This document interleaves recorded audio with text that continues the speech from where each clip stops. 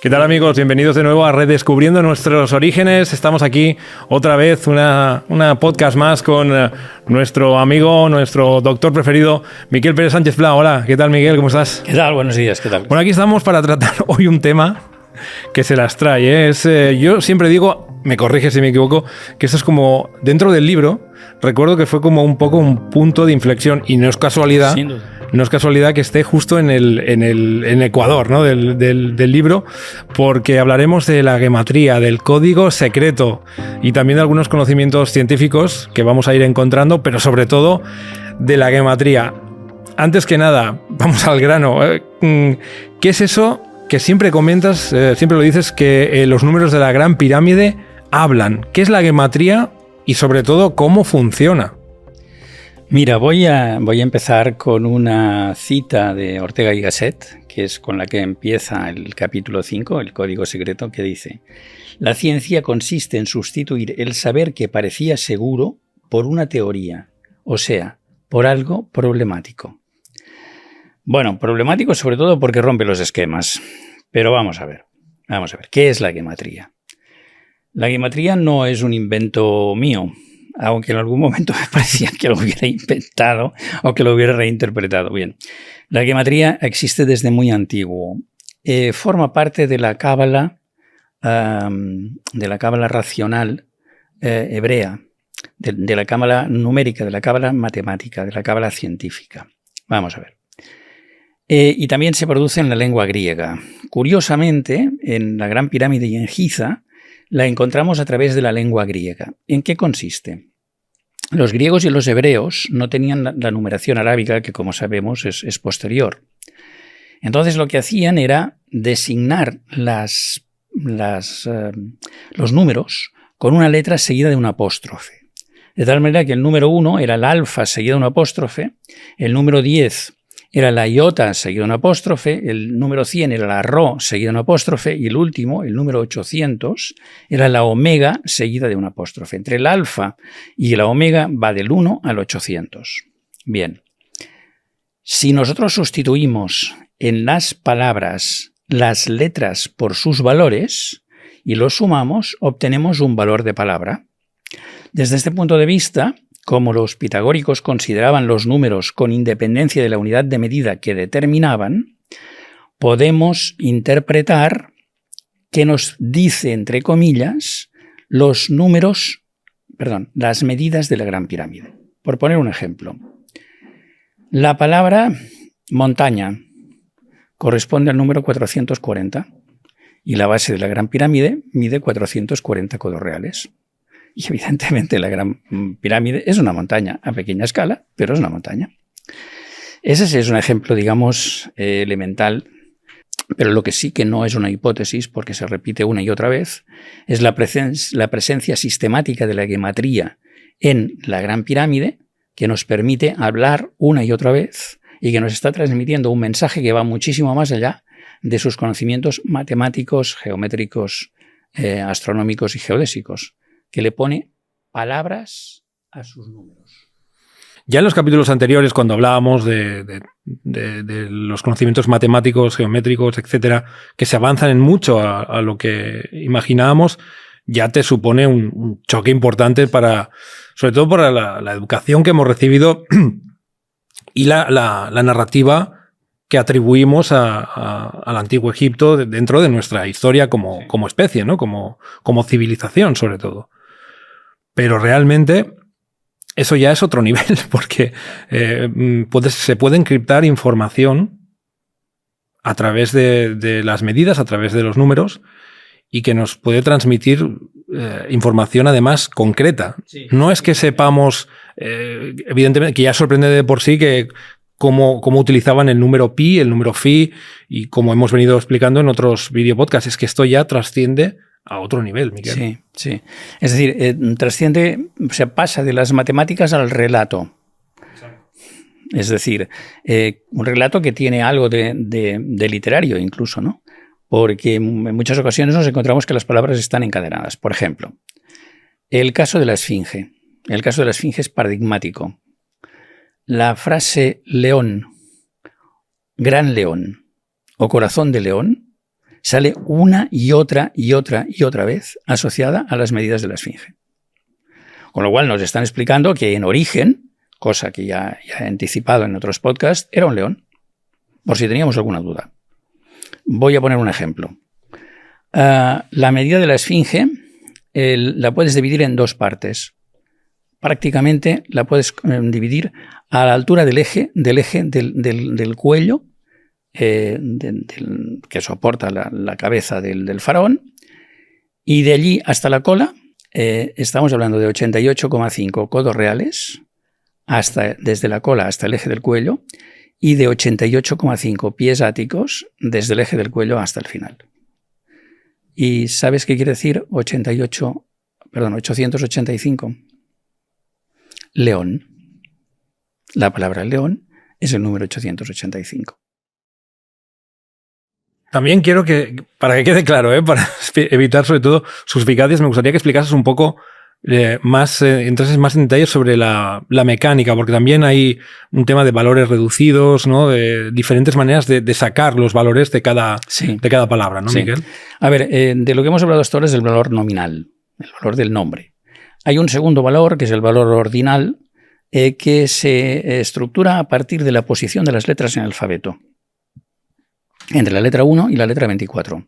Hay 8 letras para las unidades, 8 letras para las decenas y 8 letras para las centenas. Atención, 8, 8, 8. Volvemos a tener el número 888. Que aparece en todas partes. Continuamente, ¿no? Incluso en nuestra vida laboral o en nuestra vida cotidiana, estamos hablando de 8 horas de trabajo, 8 horas de asueto, que son siempre teóricas, y 8 horas de sueño.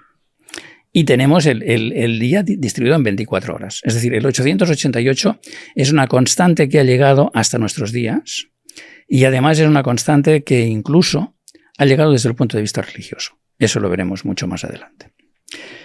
Entonces, claro, ante este tema es preciso mirar más allá y ver cuántas veces se encuentra el 888 en la Gran Pirámide. Y junto con el 892, que es el que determina el nombre de la civilización madre, son los dos elementos, los dos números, que son esenciales del monumento. Y el tercero es el 432, del que ya hemos hablado. Había recogido, Miquel, y eso te quería preguntar también, porque pienso que hay una manera práctica de explicar toda esa funcionalidad, o un ejemplo de cómo funciona de manera práctica a modo de transmisión de información científica, y que se pretendía encriptar información, como decías, literal, que es a través de los números de Jepri. Pienso que si eso lo explicas, lo desarrollas, yo creo que también puede ser una muy buena manera de ejemplificar todo lo que estábamos comentando, ¿no? Para poderlo explicar a fondo necesito terminar los otros dos valores que hay, que van a colación de tu pregunta. Hay dos valores más, que son el valor reducido y el valor reducido integral. ¿Qué es el valor reducido?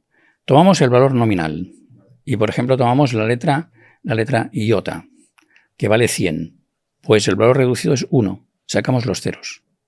Si resulta que es la letra omega, que es 800, en el valor reducido sería 8. Si tomamos la letra pi, que es 80, su valor reducido sería 8 también. Por tanto, el valor reducido haría lo mismo, sumar todos los valores de las letras, pero teniendo en cuenta que todas aquellas letras que tengan 0, los ceros se suprimen.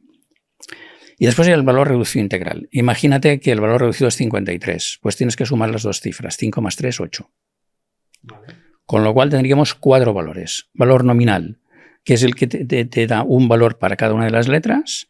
Valor ordinal, que lo que te da es la posición de las letras en el alfabeto. Valor reducido, que es la eliminación de los ceros del valor nominal. Y valor reducido integral, que es la reducción del valor reducido a una sola cifra. Es decir, con ello se puede ir jugando también con diferentes referencias numéricas, y que a veces incluso pueden juntarse en diferentes valores, ¿no? Efectivamente, la suma de los 4 valores. Pero una cosa quiero insistir en ello, es que habitualmente el valor que he utilizado para intentar desencriptar los mensajes es el principal, el valor nominal. El valor ordinal se usa en menos ocasiones, y lo que también se usa en ocasiones es la suma de los 4 valores ¿vale? Entonces, en el caso de la palabra Jepri, por ejemplo, la Jepri era el dios de la aurora y de la resurrección, por tanto, importantísimo en el Antiguo Egipto. Y nos da un ejemplo de cómo funciona la transmisión de información científica, ¿no? Vamos a ver, el número de Jepri es el 795, el valor nominal, el valor ordinal es el 69, y si lo sumas te da 864. Y resulta que las apotemas de la Gran Pirámide, la suma de las 4 es 864 multiplicado por 864 segundos de arco. Por tanto, como Jepri es el dios solar de la resurrección, es decir, representa la salida del sol, recordemos que había una trilogía divina en el sol, que era Jepri, que era el sol del sol naciente, Ra, que era el sol en el cenit, y Atum, que era el sol de la puesta, del ocaso. Por tanto, si tomamos el sol de la aurora y la resurrección, por tanto, nos está dando 864 en lo que llamamos valor de adición, que es la suma del valor nominal y el valor ordinal. Adición sabéis que significa suma, ¿no? Bien, entonces, ¿qué ocurre? Que la Gran Pirámide nos está diciendo el nombre de Jepri a través de la suma de las 4 apotemas y por 2 veces, 864 por 864 segundos de arco. Y sabemos que las pirámides eran monumentos, estaban asociados íntimamente a la resurrección. Por tanto, lo que hace en este caso el lenguaje aplicándole la gematría es confirmarnos este hecho. Pero hay más. El valor reducido, recordad, el valor nominal sacándole los ceros, es 21 y el valor reducido integral será 2 más 1, 3. Pues bien, si sumamos 795 del valor nominal, 69 del valor ordinal, 21 del valor reducido y 3 del valor reducido integral, ¿qué nos da?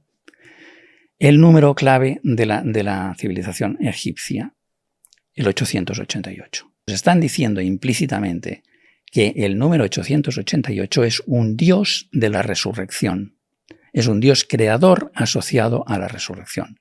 Asociado en este caso a Jepri, que es la resurrección diaria del sol.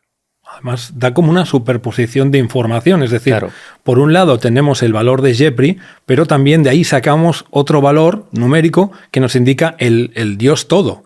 De Jepri es una encarnación de ese dios, pero después también nos da información que nos entrega información diciendo que está asociado al dios todo, ¿no? Al dios del todo. Y además nos está hablando del sol. Porque acuérdate que 100 veces 864 son los segundos de 24 horas. Por tanto, que es el tiempo de resurrección del sol del levante hasta el próximo sol de levante, un día. Es que la verdad es que es impresionante el cómo consiguen ligar todo para crear una transmisión de información que también va encadenado con una narrativa que viene también ligado a lo que hablábamos ya en anteriores podcasts sobre su cosmología, claro, y que nos da una idea además, aparte con todo el potencial matemático, de medidas, todo eso entrelazado, ¿en qué cabeza cabe? ¿Cómo podía funcionar la cabeza de esta gente para poder asociar todo eso? Esa es una de las primeras sorpresas. Es decir, ellos tienen un lenguaje que nosotros, desgraciadamente, en nuestra civilización hemos ido perdiendo, que es la importancia enorme del lenguaje simbólico. Es decir, la capacidad del lenguaje simbólico para transmitir mensajes encriptados. Entonces, claro, ellos nos están diciendo simultáneamente, nos están diciendo Jepri igual a Sol, Jepri igual a Dios de la resurrección y a partir de ahí Jepri igual científicamente a la duración del día y por tanto al ciclo del sol otra vez. Es decir, para mí el descubrimiento de los descubrimientos progresivos que se fueron realizando de la gematría asociada especialmente a las ciencias fue una experiencia extraordinariamente impresionante. No, desde luego, tiene que ser, descubrir todo eso tiene que ser algo impresionante en sí mismo porque te encuentras un mensaje que estaba ahí dormido, ¿no? Sí. Estaba en stand-by a ver quién me rescata.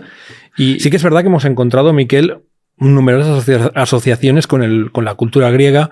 Sabemos que Pitágoras fue ungido, por ejemplo, sacerdote, que seguramente todos los conocimientos matemáticos y también religiosos asociados a las matemáticas los pudo obtener de Egipto probablemente.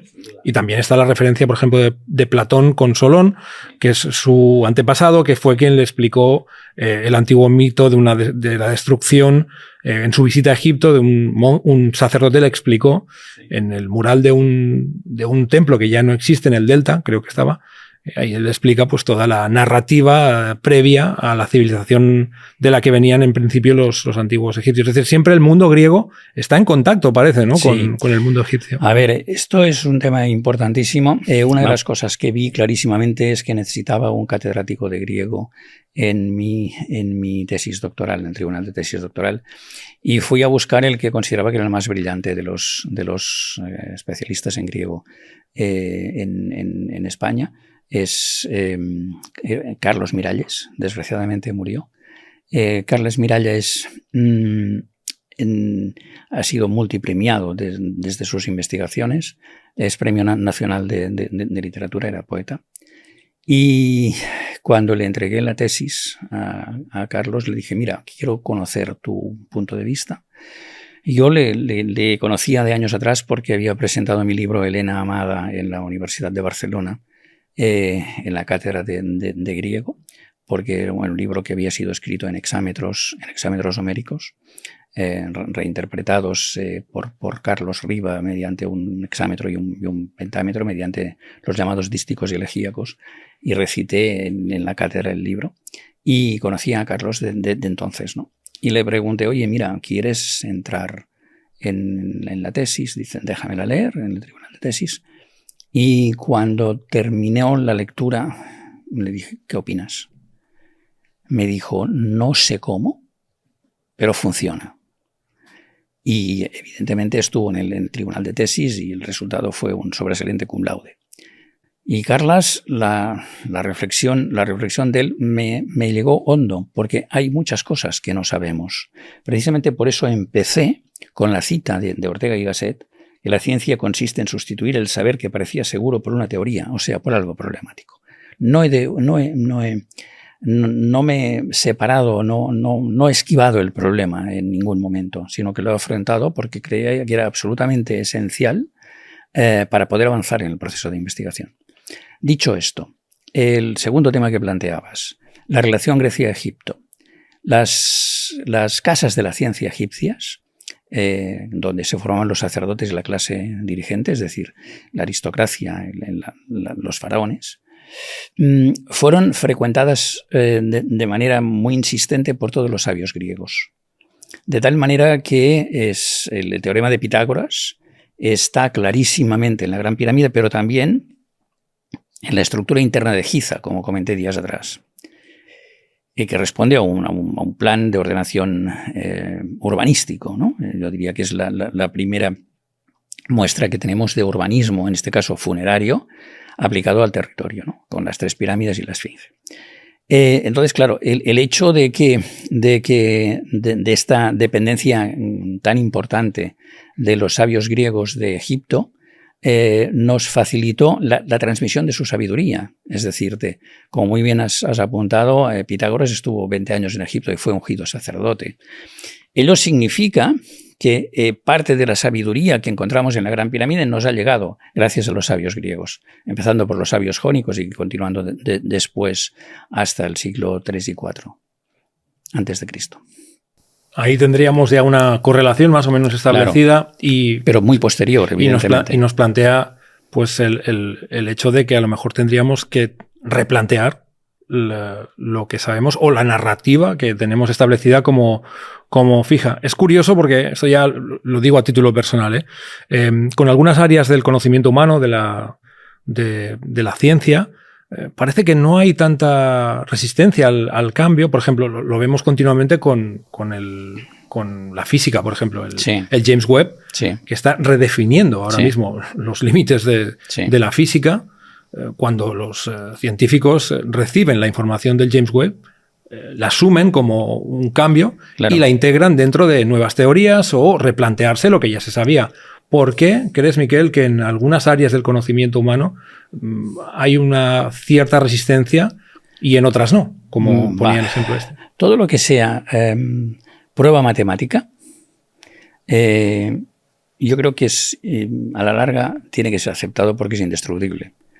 Y precisamente yo he intentado llevar todo mi proceso de investigación al área de las matemáticas, precisamente porque entiendo que es un área objetiva que está más allá de las especulaciones. Es decir, esa respuesta científica de Carlos, de Carlas Miralles, de no sé cómo, pero funciona, creo que explica la apertura de mente de científicos que saben que no lo saben todo.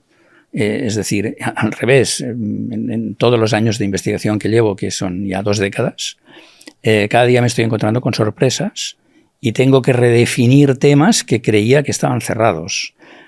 Temas que al nivel de investigación actual serían más temas de detalle, ¿no?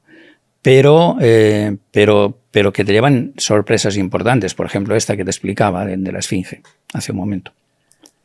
Hablemos también de Beroso de Babilonia, sí. De la cronología que, según este sabio babilónico, que abarcaba desde una creación determinada hasta el diluvio, pues existe ese número recurrente del 432 de nuevo.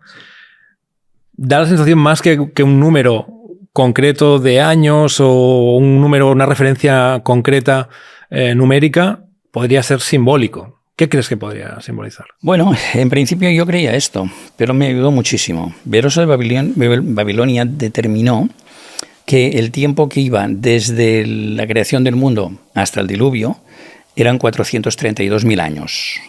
Claro, la pregunta es de dónde sacó él ese numerito, ¿no? Porque otra vez volvemos a estar con el 432 que hemos encontrado en la pirámide. Evidentemente, Beroso de Babilonia es más de 2.000 años posterior a la construcción de la Gran Pirámide, pero le ha llegado la transmisión de la importancia de esa cifra, ¿no? Y, curiosamente, esa cifra fue esencial, como veremos más adelante, para determinar la fecha del gran cataclismo que la Gran Pirámide conmemora. Eso lo veremos, como te digo, en otro podcast, pero lo puedo anticipar, el número 432.000 está asociado a el último día de vida de la civilización madre. Vale, pues ahí lo dejamos de momento, ya lo iremos viendo. Ya lo veréis. Ya lo veremos. Ya lo veréis. Esto... O sea, estaríamos hablando... Porque, como sabéis, Beroso hablaba desde la creación hasta el diluvio. La palabra cataclismos en griego significa a la vez inundación y diluvio. Por tanto, hay algunos autores que entienden que la traducción de diluvio no es la correcta, que se trataría de un final de civilización por inundación. Y hay casos clarísimos de tsunamis que han arrasado ciudades enteras.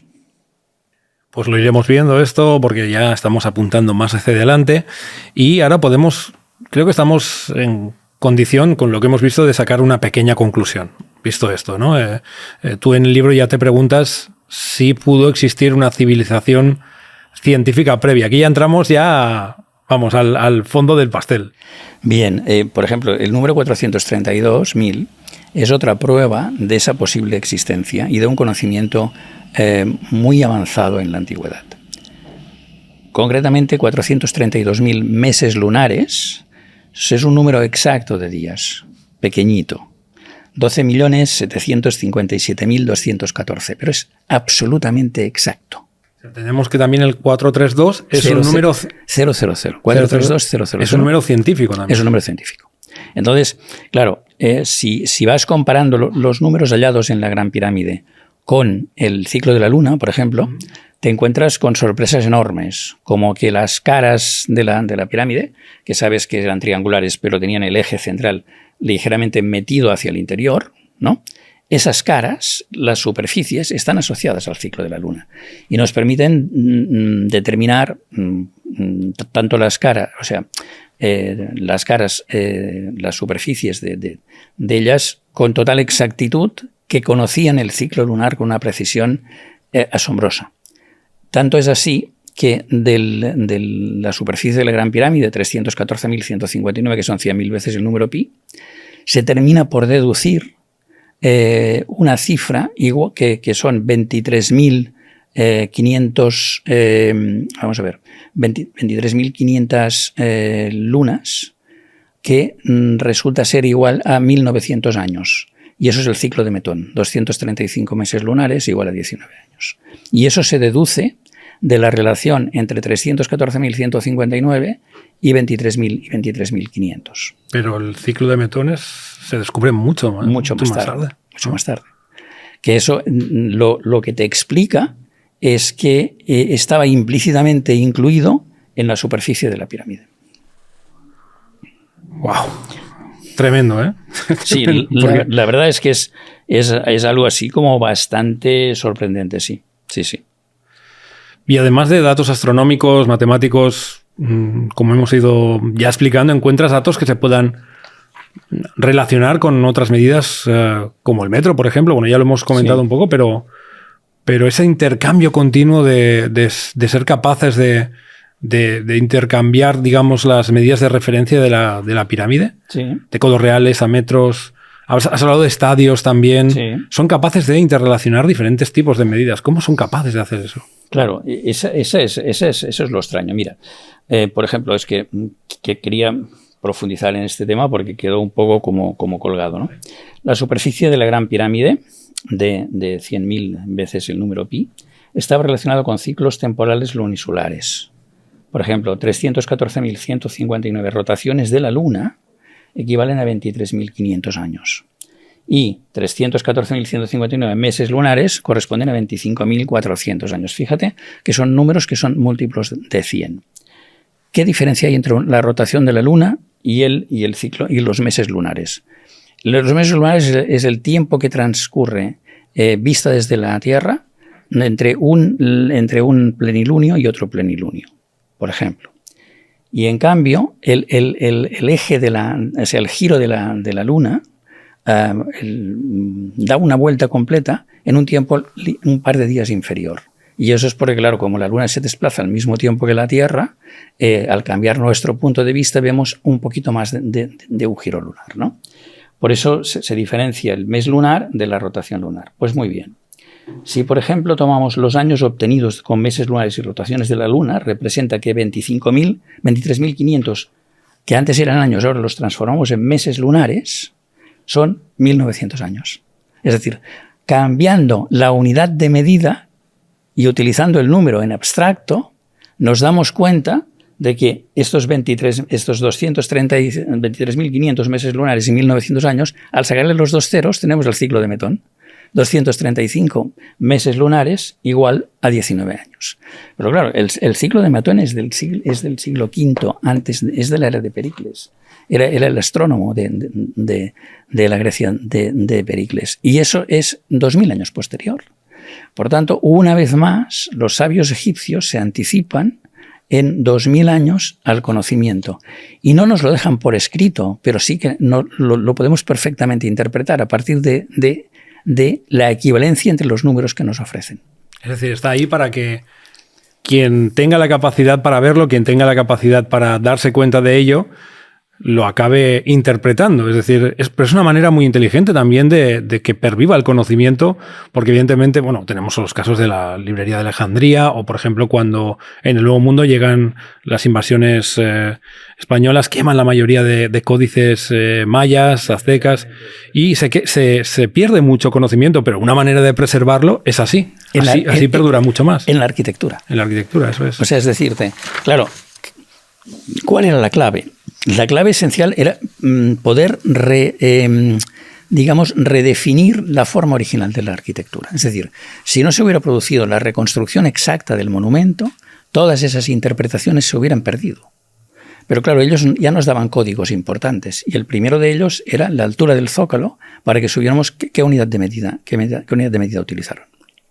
Y hemos tenido la gran suerte de que quede una hilada a los pies de la Gran Pirámide para poder medir la inclinación. Sin eso hubiera sido imposible la reconstrucción.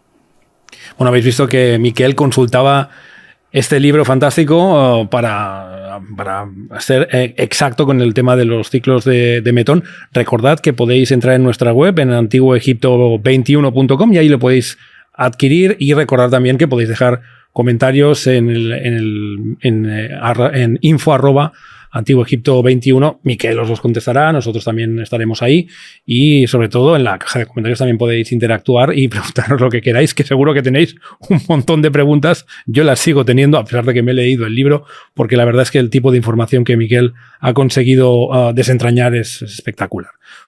Bien, el tema más emotivo de todo el proceso de investigación, sin duda, fue el momento en el que se produce el descubrimiento de que la superficie del monumento es 100.000 veces el número pi.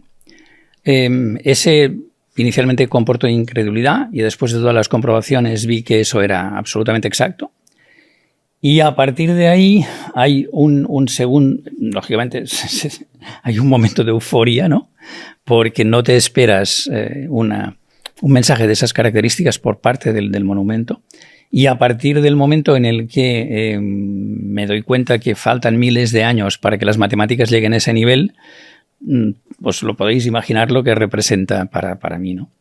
Pero luego hay un segundo momento especialmente emotivo, que es cuando hallo una fórmula matemática, que es la ley del 888, que lo que hace es, sin ningún género de dudas, validar con total exactitud cuál es la reconstrucción.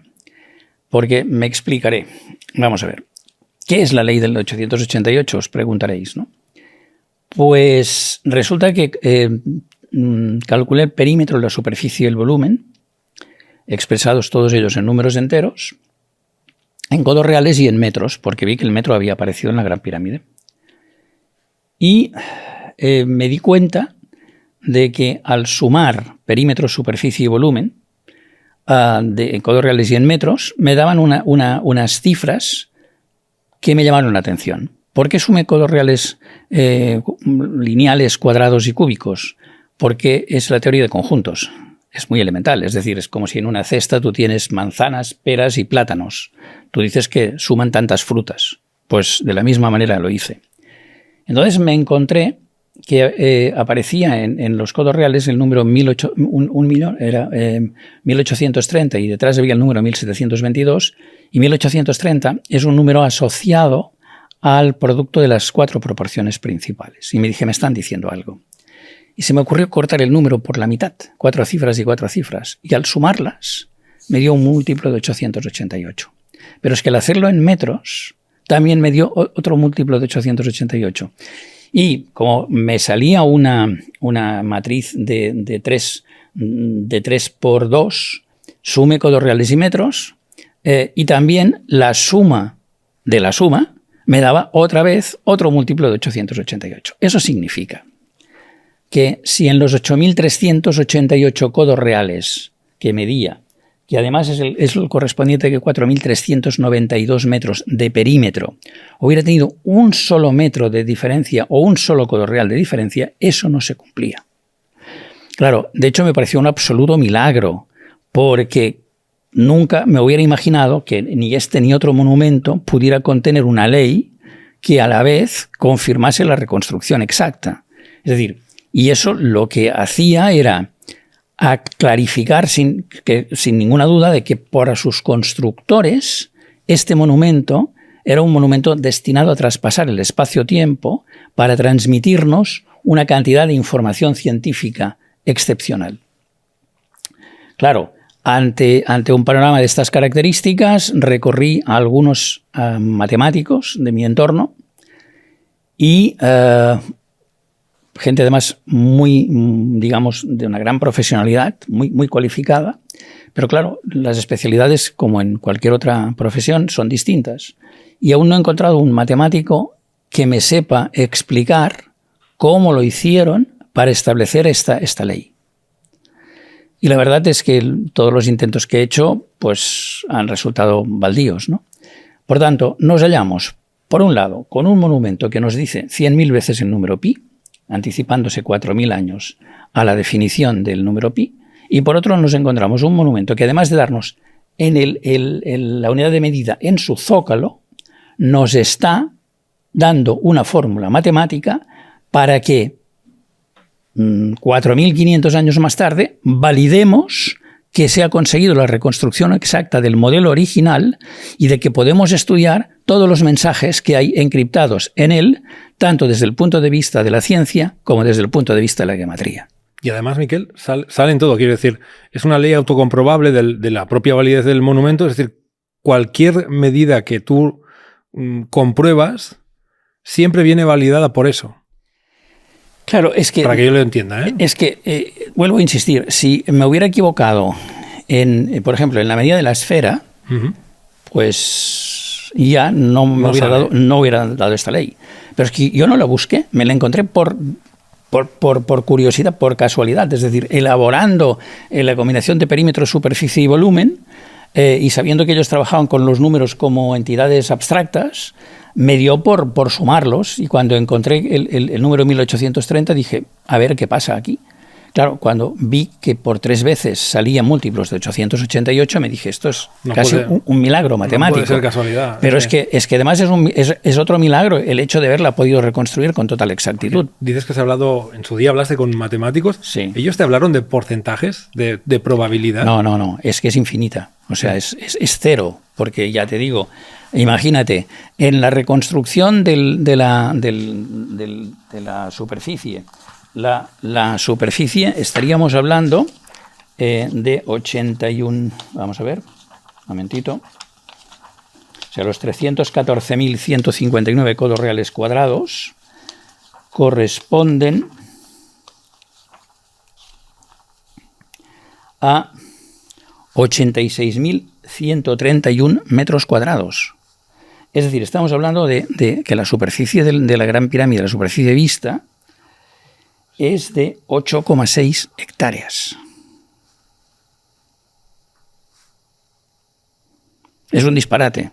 Entonces, claro, que no haya un solo metro cuadrado entre 86.131 de error, es que parece absolutamente imposible. No, es impresionante porque nos habla de precisión, pero sobre todo lo que no acabo de entender, y algún día me lo explicarás para que lo pueda entender bien, cómo se puede cruzar, o sea, con las medidas y además de diferentes tipos de medidas. Has dicho que aparece el metro, el codo real, y siempre aparece el 888 continuamente. Sí. ¿Cómo se consigue refrescar? Es imposible. Es que no te hagas ilusiones, no te lo sé explicar. No lo sé explicar. Madre mía. Es decir, llega un momento de límite en el que digo, mira, yo he sido capaz de reconstruirla, pero no sé cómo lo hicieron para diseñarla. Me veo absolutamente incapaz de diseñar un objeto de arquitectura de estas características. Y a modo de conclusión, en el libro respecto a este capítulo 5 dices que las medidas del perímetro de la superficie y el volumen de la Gran Pirámide demuestran una serie de cosas, 8 en concreto, que son que la reconstrucción de su modelo original es totalmente exacta, sí, que por lo menos utilizaron 2 unidades de medida, el codo real y el metro, por lo menos. Y ahí te voy a interrumpir por lo siguiente, fíjate. Por ejemplo, la suma de la base, la altura y la arista, acordaros que son las 4 que levantan la pirámide hacia el cielo, es 595,00 metros. ¿Sabes qué quiere decir 595? Sirio. La estrella en la que se basa el calendario egipcio y que está referenciada múltiplemente también en la mitología porque representaba a Isis y, según se ha descubierto recientemente, también a Horus. Es decir, astronómicamente eran capaces de referenciarse más allá del sistema solar. Eso lo iremos viendo, pero de momento nos vamos a quedar con que la suma de la base, la altura y la arista de la Gran Pirámide era 595,00, que quiere decir sirio. Y eso ya es suficientemente importante. Fíjate que hablabas del número 888, también está en metros, porque es la suma de la base, la apotema, la altura total y la diagonal de la base. También son 888 metros. Es decir, el perímetro, por ejemplo, resulta que tienes otra prueba de la correspondencia entre codo real y metro, porque 8.388 codos reales, que es exactamente el perímetro, son exactamente 4.392 metros. Es decir, hay leyes de conversión sistemáticas en todas partes. Ahora mismo decíamos que el punto 2 de la conclusión de las conclusiones respecto a las medidas del perímetro, superficie y volumen. El punto 3 es igualdad entre 5 codos reales y phi al cuadrado menos... Bueno, en metros esa relación es exacta. Es exacta. Curiosamente puede ser dos posibilidades. 6 codos reales igual a pi metros o 5 codos reales igual a phi al cuadrado metros. Y los dos dan 0,5236. Pero la utilizada, la que ellos utilizaron, es 5 codos reales igual a phi al cuadrado metros, que son 2,6180 metros. Esa es la transformación entre las dos. Que es más exacta. Es más exacta. Qué barbaridad, porque es que lo pongas como lo pongas, al final todo llega al mismo sitio. Sí. Madre mía. 4, que a la manera de los pitagóricos usaron números como entes abstractos, esto ya lo hemos visto. 5, que el 888 era la clave más secreta del monumento, como acabamos de explicar. 6, que emplearon un complejo sistema de combinatoria matemática. Lo estamos viendo. 7, que incluyeron conocimientos astronómicos de gran precisión. Sí. Y 8, que los conocimientos matemáticos que contienen son muy superiores a los atribuidos hasta ahora al antiguo Egipto. Y ya como conclusión, y ya con esto cerramos, sí que da la sensación que podemos empezar a pensar a través de los capítulos que hemos ido repasando del libro, y para que todos vosotros también saquéis vuestras propias conclusiones, y recordad que podéis dejar los comentarios en la caja del vídeo, de los comentarios, que estamos hablando de una civilización que a todas luces parece que maneja unos conocimientos científicos muy avanzados. Mucho más elevados de lo que hasta ahora se había determinado. Y la prueba, las pruebas astronómicas sobre los conocimientos del ciclo de la Luna, de la posición del Sol, son muy claros. Más adelante veremos otros conocimientos que van más allá del sistema solar. Y por otra parte, los conocimientos de geodesia que veremos en los próximos podcasts son muy elevados, de tal manera que conocían clarísimamente las medidas de la Tierra. Y las de matemáticas y geometría ya las vamos viendo. Lo que creo que es esencial de todo ello es que además rompen el esquema que nosotros en nuestras universidades tenemos dividido en dos partes, desgraciadamente: letras y ciencias. Porque ellos integran el lenguaje habitual, es decir, las palabras, en los números. Integran palabras y números, de tal manera que los números, insisto en este concepto, hablan. Y a partir de hablar nos aclaran muchísimo los mensajes que nos están transmitiendo. Yo diría que de alguna manera le dan otra clarísima dimensión. Y yo creo que el código secreto, la esencia del código secreto, es esa capacidad para romper la dimensión matemática e ir más allá. Y dimensión matemática por un lado y palabras por otro, lo que te están planteando es una cosmología, una visión del cosmos que nos dan una mayor profundidad de lo que sabíamos hasta ahora de la civilización egipcia, y un conocimiento tan elevado parece muy difícil que se haya podido transmitir en un tiempo de unos 5 siglos que podía llevar el Estado egipcio constituido como tal, desde el predinástico hasta la construcción de la Gran Pirámide. Por tanto, ahí hay que volver a recordar el mensaje del templo de Edfú, los textos de la construcción y su referencia a que la sabiduría del antiguo Egipto viene de 7 sabios que proceden de una isla que se llevó al fondo del mar una gran inundación. Pues con esto terminamos la primera parte de la primera temporada de contenidos. Volveremos en unas semanas con la segunda parte de la primera temporada. Recordad que podéis ver contenido extra en nuestras redes sociales, en Instagram y en Facebook. Ahí os reservamos una pequeña sorpresita que ya iréis viendo. Miquel, ha sido un cierre perfecto para esta primera temporada y volveremos con más fuerza con la segunda. Pues muchísimas gracias a todos vosotros. Buenos días. Y recordad que si tenéis alguna pregunta la podéis dejar en la caja de comentarios. Si os ha gustado, dadle a like, que nos va a ayudar muchísimo, y no olvidéis suscribiros. Muchas gracias por estar ahí, nos vemos en el próximo. Hasta la próxima.